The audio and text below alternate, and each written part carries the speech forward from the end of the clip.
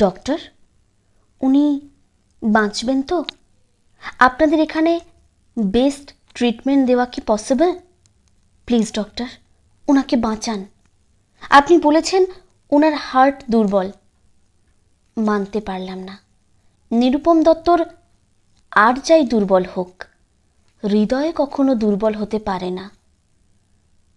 বয়স্ক ডাক্তারবাবু বেশ কিছুক্ষণ মুখের দিকে তাকিয়ে বললেন, আপনি কে?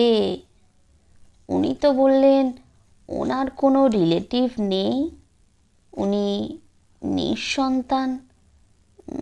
তাহলে আপনি ওনার কে?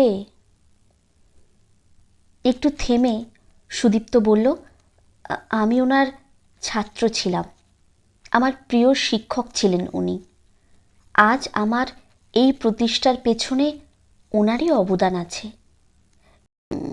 সম্ভবত বাইপাস করতে হবে, 3টে ভালভ ব্লক। ডক্টরের কথা শেষ হবার আগেই সুদীপ্ত বলল, টাকাটা কোনো প্রবলেম নয়, শুধু যেভাবে হোক বাঁচান ওনাকে। ডক্টর আপাত মস্তক ভালো করে তাকালেন সুদীপ্তর দিকে। পোশাক দেখেই বোঝা যাচ্ছে অর্থের কাছে ধরা দিয়েছে স্বেচ্ছায়। ডক্টর বললেন, কিন্তু উনি যদি জিজ্ঞেস করেন অপারেশনের খরচ কোথা থেকে এলো? সুদীপ্ত চমকে উঠে বলল, নাম বলবেন না, বলবেন ওনার এক ছাত্র দিয়েছে। একটু সন্দেহের দৃষ্টিতে তাকালেও আপাতত নিরুপম বাবুর অপারেশনটা জরুরি ভেবেই হয়তো আর কথা বাড়ালেন না। ভজহরি নামে নিরুপম বাবুর যে দেহাতি পরিচারক ওনাকে এখানে অজ্ঞান অবস্থায় এনেছে, সেই এগিয়ে এসে বলল, তুমি ভাগ্যিস ফোন নম্বরটা দিয়ে গিয়েছিলে, তাই ফোন করে জানতে পারলাম। না হলে তো দাদাবাবু যা গোয়ার একরোখা মানুষ, তাতে তো কাউকে খবর দিতেই দিত না। টাকাও তো তেমন জমাননি কোনো কালে। দুস্থ ছাত্রদের সাহায্য করেই কাটিয়েছেন গোটা জীবন। নেহাত পিতৃক সূত্রে বাড়ি বা কিছু সম্পত্তি ছিল, তাই রক্ষে। সুদীপ্ত পেশায় ডাক্তার, তবে গাইনোকোলজিস্ট।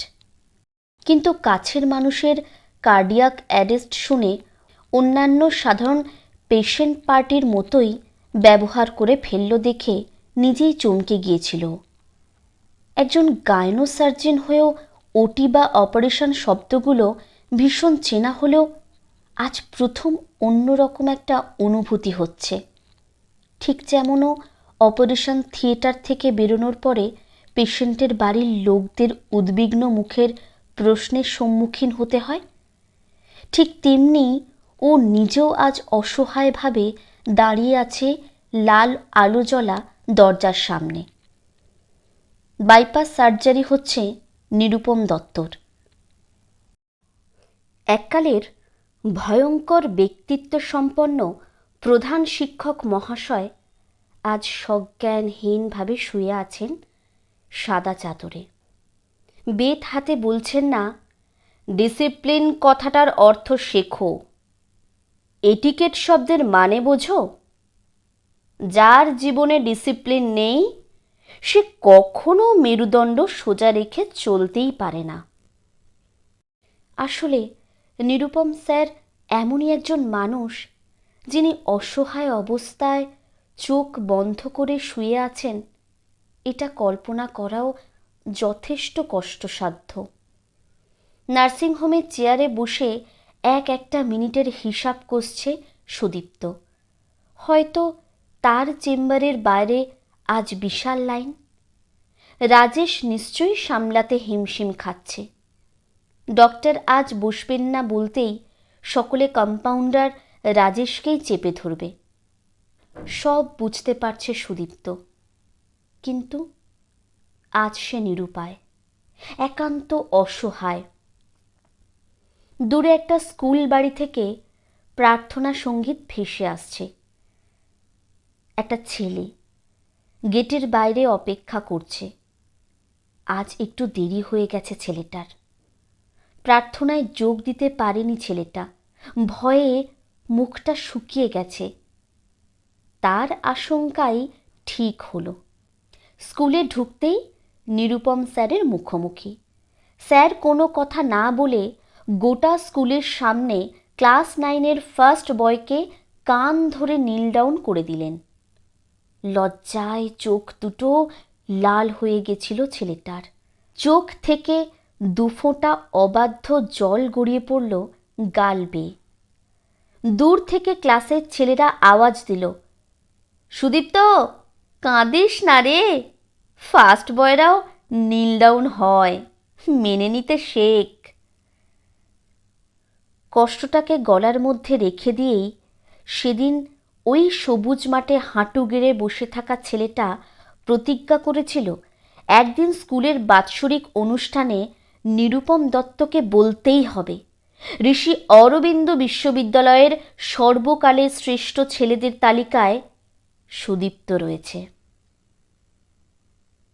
নিরুপম স্যার একদিন স্বীকার করবেন আজকের শাস্তিটা সুদীপ্তর প্রাপ্য ছিল না। দাঁতে দাঁত চেপে মাঠের রোদে বসেছিল সুদীপ্ত। পুরো 40 মিনিট মনে মনে শুধু একটাই কথা আওড়ে গিয়েছিল, একদিন আসবে, নিশ্চয়ই আসবে। বাড়ি ফিরতেই মা সুদীপ্তর নিভে যাওয়া মুখ দেখে জিজ্ঞাসা করেছিলেন, কিরে, কি হয়েছে? সুদীপ্ত সেদিন একটা কথাই বলেছিল, একদিন দেখিয়ে দেব, আমিও পারি। সুদীপ্ত যে ঘরটায় পড়ত সেই ঘরে একটা শক্ত চেয়ার আর একটা টেবিল, টেবিলে একটা টেবিল ল্যাম্প, আরেক পাশে তোষক পাতা সিঙ্গেল খাট। যে কেউ ওই ঘরে ঢুকলেই বুঝতে পারবে ওদের 3তলা শ্বেত পাথরের মেঝের অবস্থাপন্ন বাড়িটার সব থেকে দৈন্য ঘরটা সুদীপ্তর জন্যই বরাদ্দ। সুদীপ্ত টেবিল ল্যাম্পের হলদে আলোয় মধ্যরাতে ঘুম চোখে পড়তে পড়তে কতবার ভেবেছে একবার অন্তত মায়ের কাছে গিয়ে মায়ের কোলে মাথা রেখে আদর খেয়ে আসতে। কিন্তু ততবারই নিরুপম বাবুর ক্লাসের মধ্যে করা বিদ্রূপ কানে ভেসে উঠেছে। মাধ্যমিকে জেলার সেরা হলেই সে যে জাতে উঠে গেল এমন নয়। ওই খটখটে কথাগুলোই রাত পর্যন্ত ঘুমোতে দিত না সুদীপ্তকে। ঘুমও বোধহয় ভয় পেত নাকি, তাই সুদীপ্তর ধারে কখনো ঘেঁষতে পারেনি। সেদিন ছিল এপ্রিলের একটা কালবৈশাখীর সন্ধে। সারা দিন দাবদাহের পর সন্ধ্যাবেলা উত্তাল হাওয়া আর উদ্দাম বৃষ্টিতে তাপমাত্রা একটু কমেছিল। মেডিকেল কলেজের হোস্টেল থেকে সুদীপ্ত বেরিয়েছিল বৃষ্টি থামার পরই। শহুরে গাছপালাগুলো ঝড়ের দাপুটে কুপোকাত। গ্রামের গাছপালারা অনেক সহনশীল হয়, মাটি কামড়ে বসে থাকে। যেমন হস্টেলের ওই ভয়ানক র্যাগিং, এরপরেও সুদীপ্ত মাটি কামড়ে পড়ে আছে নিজেকে প্রমাণের জন্য। কয়েকজন তো অসুস্থ হয়ে বাড়ি ফিরে গেছে, এখনো ফেরেনি। না, 3 দিন বিছানায় শুয়ে থাকলেও বাড়ি ফেরেনি সুদীপ্ত। জয়েন্টে র্যাঙ্ক করার পরেও নিরুপম বাবু বলেছিলেন, সিঁড়ির নিচের ধাপে দাঁড়িয়ে আছো, ছাদে পৌঁছতে গেলে অনেকগুলো সিঁড়ি ভাঙতে হবে। কখনো এতটুকু প্রশ্রয়ের হাসি হাসতে দেখেনি সুদীপ্ত। ওই মুখে হাসি দেখার লোভে, ওই গলার প্রশংসার ভাষা শোনার লোভে সুদীপ্ত দিন রাত এক করে পড়েছে।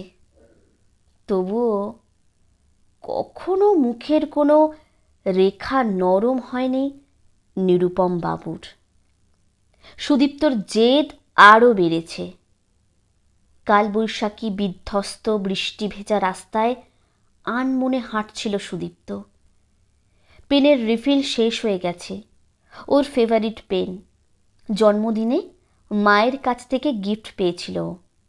সেই দিন থেকেই এই পেনটাতেই লেখেও। পেন বক্সে অনেক পেনের ভিড় হলেও এই ব্রাউন কালারের পেনটা ছাড়া যেন ওর অক্ষরেখারা কথা বলে না। চোখে তীব্র আলো আর কানে বিকট আওয়াজ আসতেই থমকে গিয়েছিল। সামনেই মৃত্যুর হাতছানি। একটা 4 চাকা এসে ওর পায়ের সামনে ব্রেক কষে দাঁড়ালো। সাবধানী গাড়ি চালক, তাই আজ বেঁচে গেল সুদীপ্ত।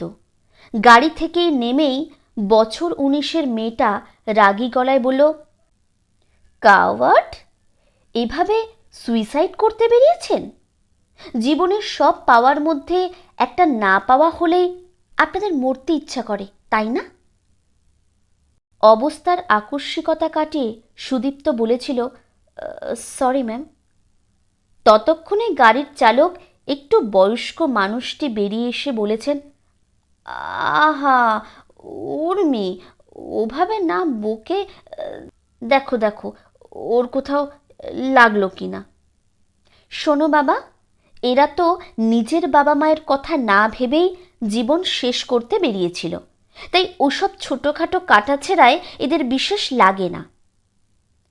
মেয়েটার কথার ধরনে সুদীপ্তর মারাত্মক রাগ হয়েছিল। মেয়েটির দিক থেকে চোখ সরিয়ে ওর বাবাকে উদ্দেশ্য করে সুদীপ্ত বলেছিলেন, শুনুন স্যার, আমি কোনো ফার্স্ট এডেড মানুষ নই। আমি মেডিকেল স্টুডেন্ট। একটা প্রয়োজনে রাস্তায় বেরিয়েছিলাম। হ্যাঁ, অন্যমনস্ক ছিলাম ঠিকই। কথা শেষ না করতে দিয়েই উর্মি নামক বাচাল মেয়েটা বলে উঠল, যাক, আপনার যে লজ্জা হয়েছে এতেই আমি সুখী। সুইসাইড করা যে অন্যায় সেটা যে বুঝেছেন সেটাই যথেষ্ট। কি একরোখা অসভ্য মেয়ে রে বাবা! সুদীপ্ত এতবার বলার পরেও সেই একই পয়েন্ট ফিক্সড হয়ে আছে। সুদীপ্ত রেগে মেগে বলেছিল, হ্যাঁ, আমার খুব দুঃখ। আমার গার্লফ্রেন্ড চলে গেছে, তাই আমি মরতে যাচ্ছিলাম। এবার হ্যাপি? উর্মি চোখ বড় বড় করে বলেছিল, শুনলে বাপি, শুনলে? বলেছিলাম না, ব্রেকআপের পরে সুইসাইড করাটা এখনকার ছেলেদের একটা ফ্যাশন। এ একবার ব্যর্থ হয়েছে, আমরা বেরিয়ে গেলেই হয়তো গাড়ি ছেড়ে রেল লাইন বাঁচবে। একে আজ রাতে আমাদের বাড়িতেই আটকে রাখতে হবে। সুদীপ্তর হাত পা ঠান্ডা হয়ে যাচ্ছিল। কি ভয়ঙ্কর মেয়ের পাল্লায় পড়ল রে বাবা! হস্টেলে বলা নেই যে আজ বাইরে থাকবে। গেটম্যান রঘুদা দেখেছে ওকে বাইরে বেরোতে। বাবা মেয়ের মধ্যে চোখের ইশারাটা বোঝার আগেই সুদীপ্তকে প্রায় ধরপাকড় করে গাড়িতে তোলা হলো। নিরুপায় সুদীপ্ত গাড়ির নরম সিটে গোঁজ হয়ে বসেছিল। উর্মি বকবক করে কানের মাথা খাচ্ছিল। জীবনে একবার হেরে যাওয়া মানেই ব্যর্থতা নয়, জীবন অনেক বড়। আত্মহত্যা তারাই করে যারা লড়তে জানে না। উর্মির বাবা ভদ্রলোক, এক মনে গাড়ি চালাচ্ছিলেন, আর মেয়ে নিজের জ্ঞানের ভাণ্ডার বিতরণে ব্যস্ত হয়ে পড়েছিল। সুদীপ্ত রাগী চোখে তাকিয়ে বলেছিল, উচ্চ মাধ্যমিকে কত পার্সেন্টেজ মার্কস পেয়েছ? মেয়েটি চমকে উঠে বলেছিল, 75%। সুদীপ্ত আরও গম্ভীর গলায় বলেছিল, আমি 96%। উর্মি মুখে চিকচিক আওয়াজ করে বলেছিল, ছি, ওই 4%-এর জন্য এরকম কাজ করছিলে? না, আমি মেডিকেল স্টুডেন্ট, সেকেন্ড ইয়ার। আমি বোঝাতে চাইলাম 75% পেয়েও যদি তুমি এমন সেজেগুজে ঘুরতে পারো, তাহলে আমি অত নম্বর পেয়ে সুইসাইড কেন করতে যাব? মেয়েটি বড় বড় চোখ করে বলেছিল, ওটাই তো, ভালো ছেলেদের ফ্রাস্ট্রেশন বেশি হয়। পকেটে ফোনটা ভাইব্রেট করছে। উর্মি কলিং।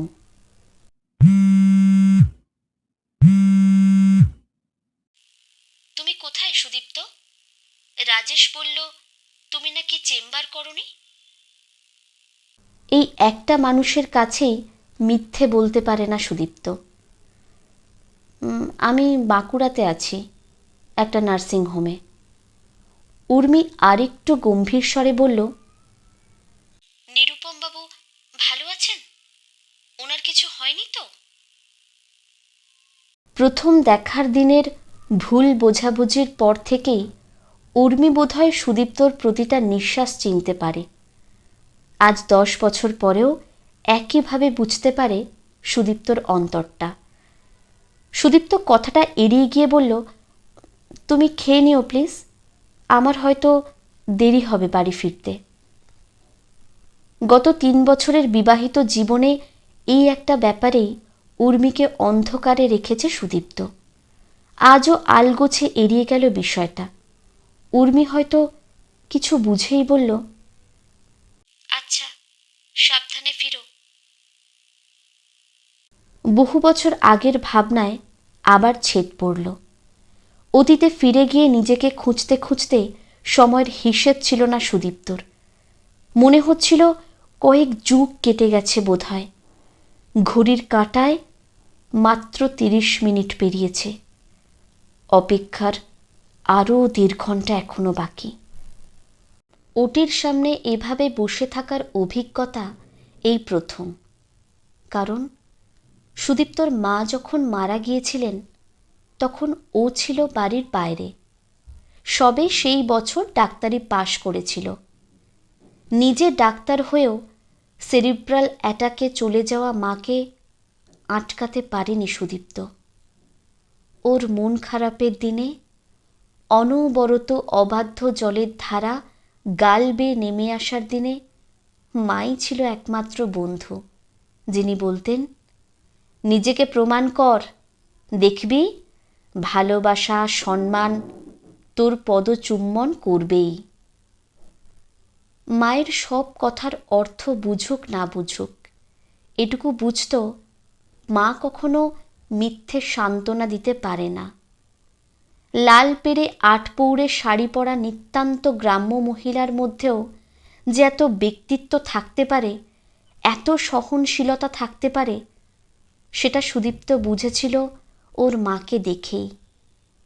সেই মাও যখন চলে গেল তখনও একেবারে একা হয়ে গেল। বাবার সাথে ওর মনের দূরত্ব সেই শিশুবেলা থেকেই। অন্যান্য বন্ধুদের মতো ও কখনো বাবার গলা জড়িয়ে বায়না করেনি, কখনো বলেনি, বাবা আমাকে একটা চকলেট কিনে দেবে।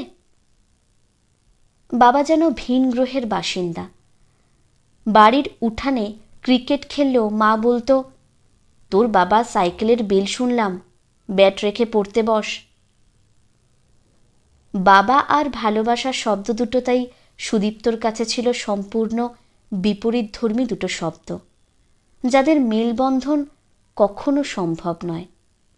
তাই বাবার কাছে ভালোবাসা, আদর এগুলো প্রত্যাশা না করেই শুধু মাকে কেন্দ্র করেই ঘুরপাক খেয়েছিল সুদীপ্তর জীবন। তারপর অবশ্য উর্মি এসেছিল। কালবৈশাখী থেমে যাওয়ার পরেই আর এক দমকা বাতাস এসেছিল সেদিন সন্ধ্যাতে। ভাবলেই আজও ঠোঁটের কোণে হাসি এসে যায় সুদীপ্তর। উর্মিদের বাড়ির সামনে যখন ওদের গাড়িটা থামল তখন রাত প্রায় 9টা।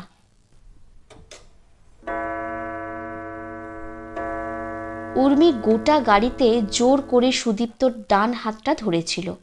ওর সন্দেহ ছিল আত্মহত্যা করতে না পারা মানুষ মরিয়া হয়ে হয়তো চলন্ত গাড়ির দরজা খুলে আবার অ্যাক্সিডেন্ট ঘটাবে। ওই মেয়েকে বোঝানো সম্ভব নয় ভেবেই সুদীপ্ত মুখ বন্ধ করে বসেছিল। উর্মির বকবক তাতে একটুও কমেনি।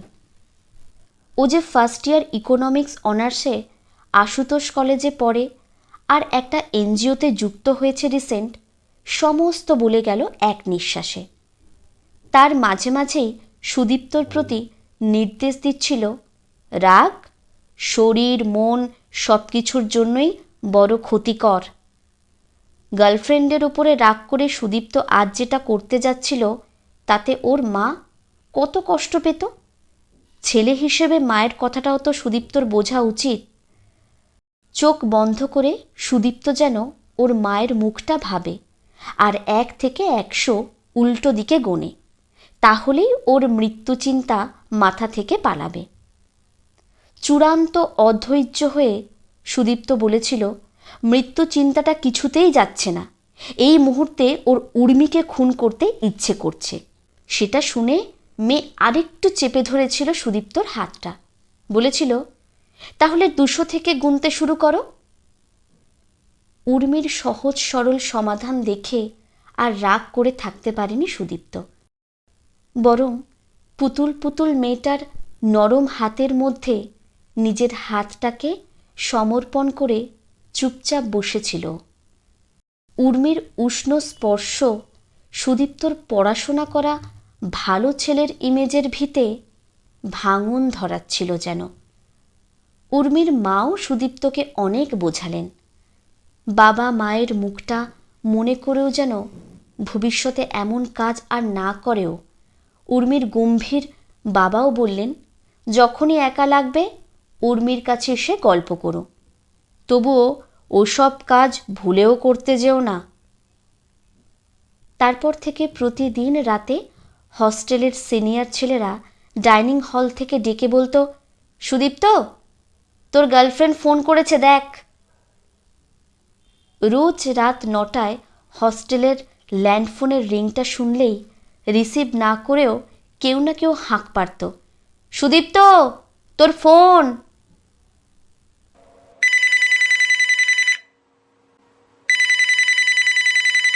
ফোনটা ধরতেই উর্মি বলতো, ভালো আছো? পড়াশোনা ঠিক চলছে তো? এখন আর এক্সের কথা ভেবে মন খারাপ করো না, ওইসব ভুল কাজ করতেও যেও না কিন্তু। প্রথম প্রথম বিরক্ত লাগলেও পরে অভ্যাসে পরিণত হয়ে গিয়েছিল সুদীপ্তর। তখন 9টা 5 বাজলেই কান খাড়া করে অধীর আগ্রহে অপেক্ষা করত উর্মির ফোনের। সুদীপ্ত কাউকে বোঝাতে পারেনি উর্মি ওর প্রেমিকা নয়, উর্মি সেই অর্থে ওর বন্ধুও নয়। আসলে উর্মি যে সুদীপ্তর ঠিক কী সেটাই বোধহয় রহস্য। বন্ধুদের পরামর্শেই ফাগুনের এক কৃষ্ণচূড়া রঙিন হওয়া বিকালে সুদীপ্ত দেখা করেছিল উর্মির সাথে। উর্মির হালকা গোলাপি ওড়না আর দুরন্ত চুল কথা না শোনা অবাধ্য দুষ্টু ছেলের মতোই উড়ছিল হাওয়ায়। সেদিন এক মনে তাকিয়ে সুদীপ্ত বলেছিল, বহুদিন রোজ ফোনে খোঁজ নিয়ে তুমি আমাকে আগলে রেখেছ, কিন্তু এটার প্রয়োজন ফুরিয়েছে, আমার গার্লফ্রেন্ড ফিরে এসেছে, সেই এবার থেকে আমার খোঁজ রাখবে, তাই আজ থেকে তোমার ছুটি। কুণাল বারবার বলেছিল কথাটা বলার সময় যেন তোর মুখে হাসি না থাকে, বরং উর্মির জন্য একটু দুঃখ। কিন্তু অভিনয়ে বরাবরই ভীষণ দুর্বল বলেই স্কুলের নাটকে ওকে মৃত সৈনিকের পার্ট দেওয়া হয়েছিল। সেদিনও এর ব্যতিক্রম হয়নি। কথাটা বলার সময় সুদীপ্তর ঠোঁটের কোণে হাসি দেখেই তেলে বেগুনে জ্বলে উঠেছিল উর্মি। কোমরে হাত দিয়ে দাঁড়িয়ে বলেছিল, লজ্জা করে না? আত্মসম্মান নেই তোমার? একদিন যে ছেড়ে চলে গিয়েছিল, যার জন্য ঝড় বৃষ্টির রাতে সুইসাইড করতে যাচ্ছিলে, সে ফিরতেই তুমি গলে জল হয়ে গেলে। প্রায় চিৎকার করেই উর্মি বলেছিল, আর আমি যে তোমাকে ভালোবাসি সেটার কি হবে? সুদীপ্ত ওর কথা সূত্র ধরেই বলেছিল, কই, এ কথা তো তুমি কখনো বলনি যে তুমি আমাকে ভালোবাসো।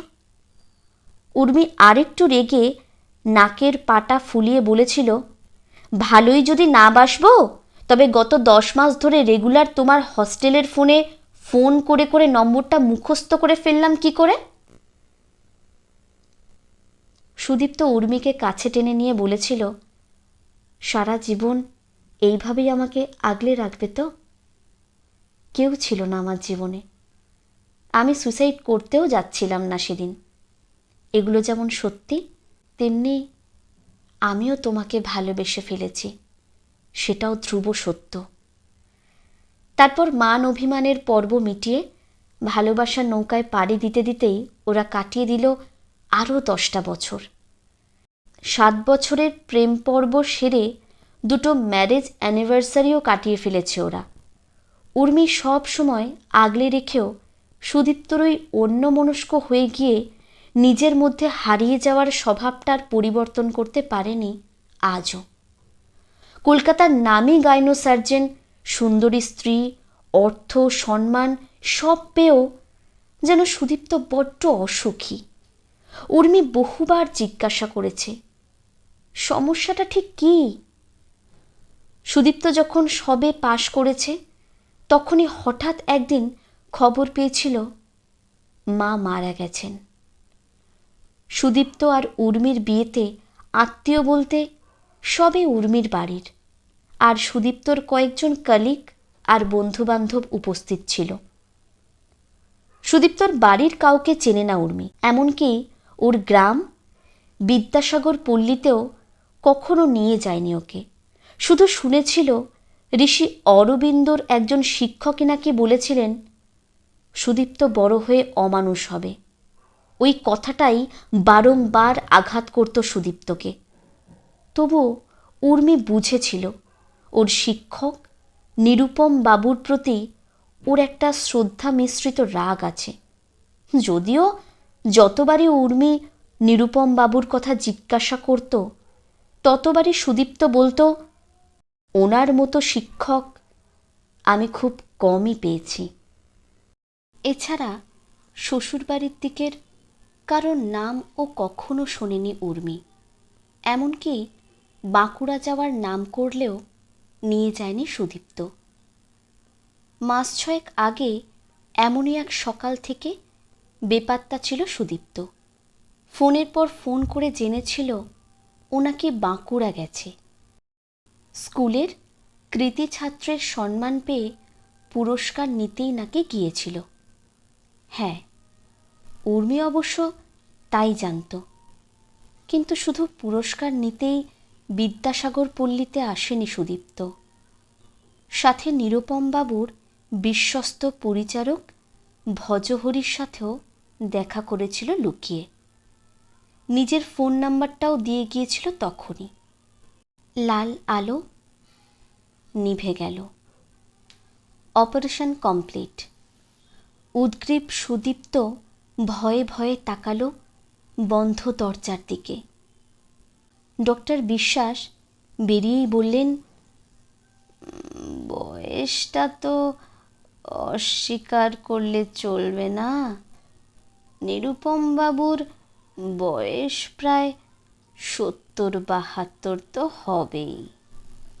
এ বয়সে এত বড় একটা অপারেশনের পর একটু সময় তো লাগবেই। তবে এই যাত্রা বোধহয় বেঁচে গেলেন। ডক্টরের মুখে আশার বাণী শুনে একটা কথাই মনে হলো। অনেক সময় সারাদিনের প্রেশারের পরে সুদীপ্ত কখনো কখনো পেশেন্টের বাড়ির মানুষগুলোকে খুব স্বাভাবিকভাবেই বলে দেয়, প্রি ম্যাচিওর বেবি। মায়ের অবস্থাও খুব ভালো নয়।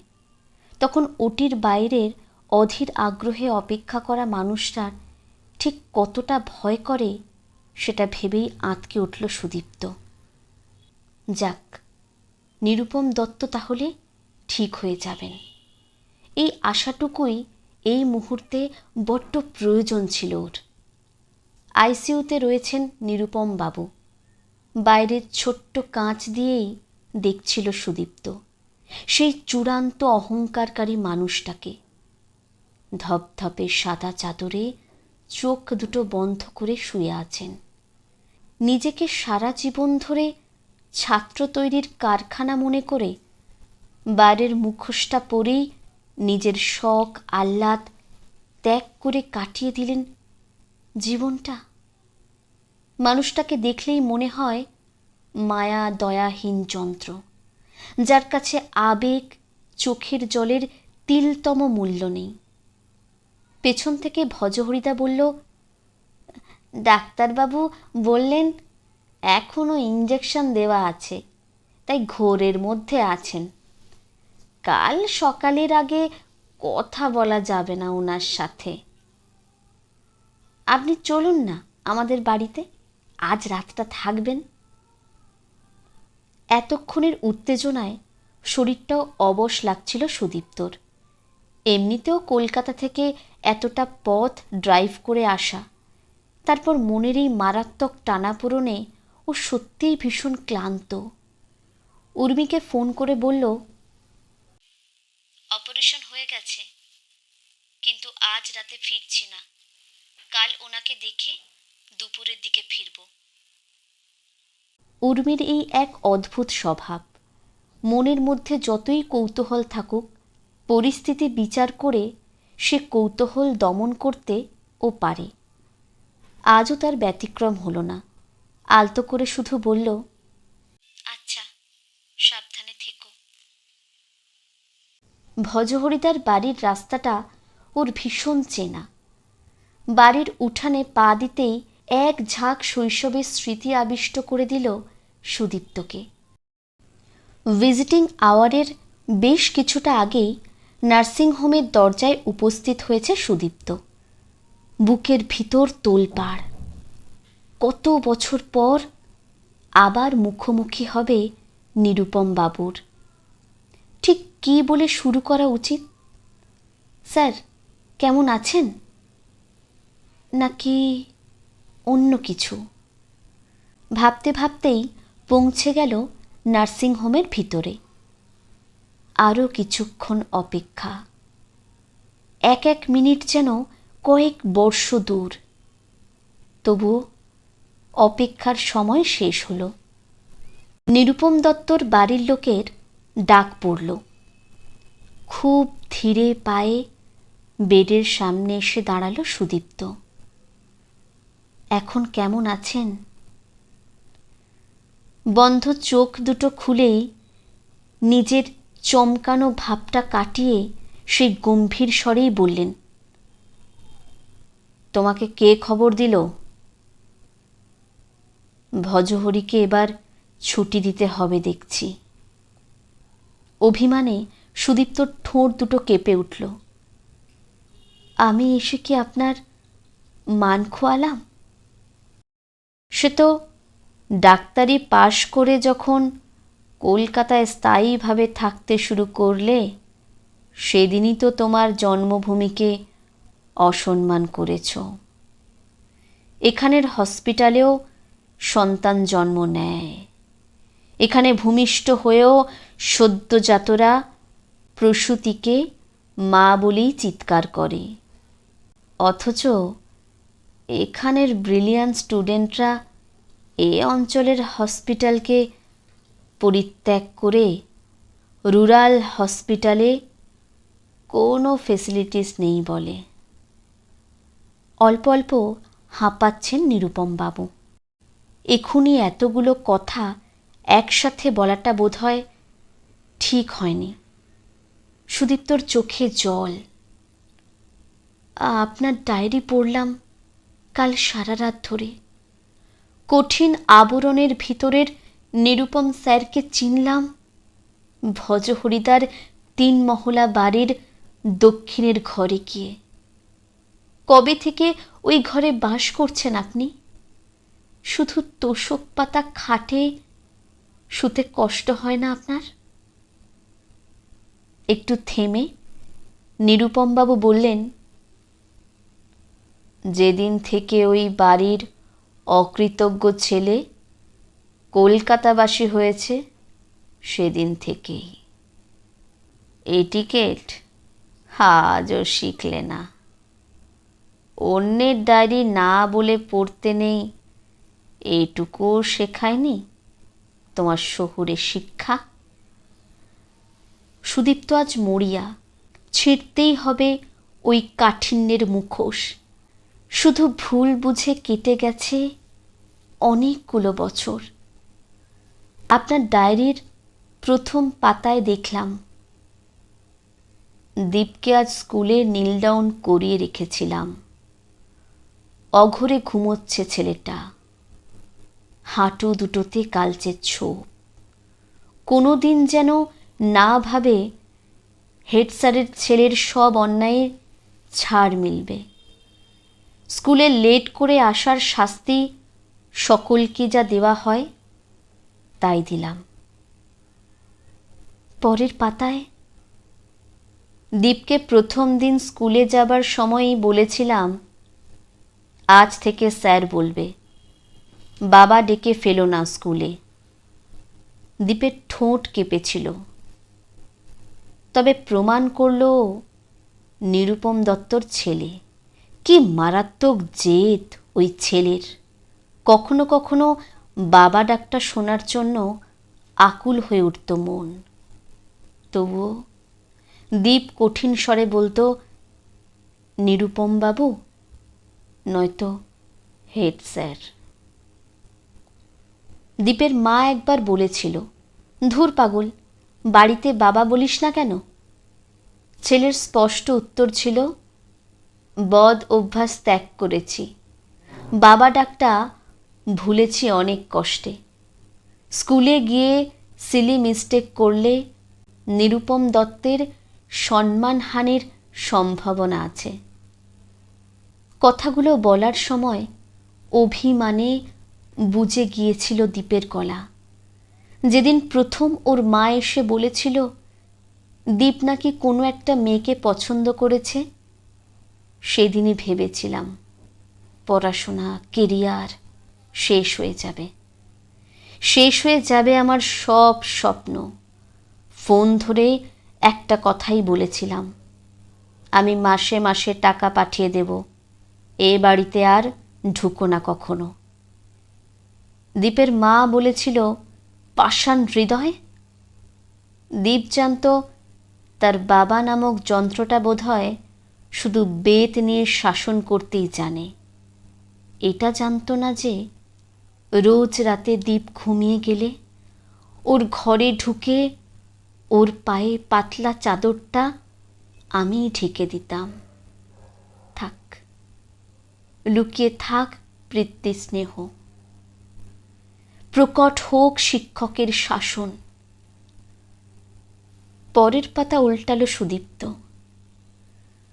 ভেবেছিলাম ডাক্তারি পাশ করে বাঁকুড়ার হসপিটালে চাকরি নেবে, অন্তত গ্রামে ফিরে এসে এখানে মানুষদের কথা ভাববে। নিরুপম দত্ত ব্যর্থ শিক্ষক, ছাত্র গড়ার কারখানায় রয়ে গেলাম, মানুষ গড়তে পারলাম কই। মন খারাপ করে, বিশেষ করে যেদিন পুকুরে মাছ ধরা হয়, ভজহরিকে এত বারণ করি পেটির মাছটা আমার পাতে না দিতে। ওটা তো দীপ খেত, কাঁটা বাঁচতে পারত না ভালো। বাবাকে ভুলে গেছে দীপ, সাথে নিরুপম স্যারকেও। হঠাৎই নিরুপমবাবু উত্তেজিত হয়ে বললেন, বন্ধ করো তোমার ডায়েরি পড়া। ডায়েরির পাতাটা বন্ধ করল সুদীপ্ত। অভাবনীয় একটা দৃশ্যের সম্মুখীন হলো। কঠিন কঠোর মানুষটার গাল বেয়ে নোনতা জল গড়িয়ে পড়ছে। কাঁপা হাতে জলটা মুছে দিল সুদীপ্ত। বার্তিনেক বা উচ্চারণ করেও, বাবা বলার চেষ্টা করেও ব্যর্থ হলো ও। পকেটের মুঠো ফোনটা ভাইব্রেট করে উঠল।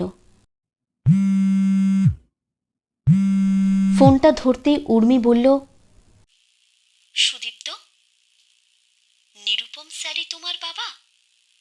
কখনো বলনি কেন? আলমারি গোছাতে গিয়ে তোমার মাধ্যমিকের রেজিস্ট্রেশন কার্ডটা পড়ল উপরের তাক থেকে, ওখানেই দেখলাম।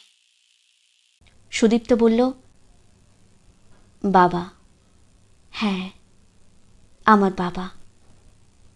নিরুপম স্যার সাড়া দিয়ে উঠলেন ছেলের ডাকে। বলল, দীপ, কিছু বলছিস? অবশেষে বাবা ডাকটা সম্পূর্ণ করতে পারল ও। বাবা, আমি বাড়ির একতলায় চেম্বার করতে চাই। সপ্তাহে একদিন এখানে বসবো আপাতত। নিরুপম দত্তের ভাঁজ পড়া গালে হালকা হাসির রেখা দেখা দিয়েই মিলিয়ে গেল। যেন মনের আনন্দটা ছেলের সামনে কিছুতেই প্রকাশ না পায়।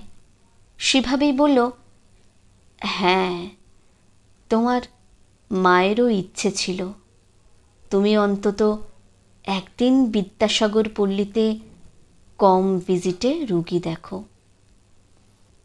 সুদীপ্ত হাসল মনে মনে।